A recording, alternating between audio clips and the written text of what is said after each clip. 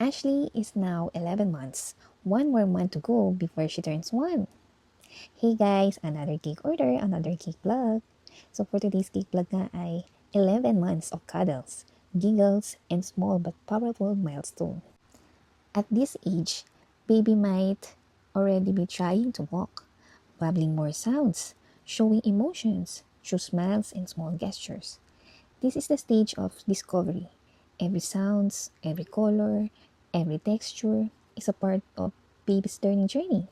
Kaya dapat i-celebrate natin yon. Yung mga maliliit na gestures ni baby.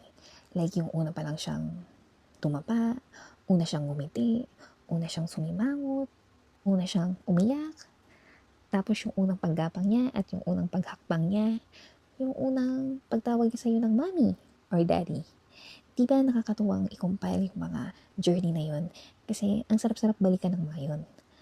Para bang pag binabalikan mo, dati ganito pa lang siya.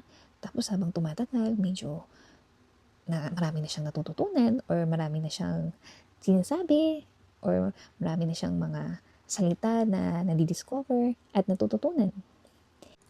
Hindi lang naman for the photos, but for the memories, ika nga. And what better way to celebrate than with a meaningful cake, di ba? Itong floral number cake ay inspired by growth and blooming, just like Ashley.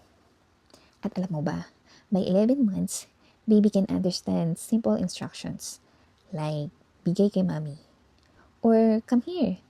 That means their brain is building emotional and social connections. Nakakatawa, di ba? Pagka nakikita mo yung mga development ni baby every month. Kaya ikaw, ano pang hinihintay mo? I-celebrate natin yung monthly milestone ng baby mo.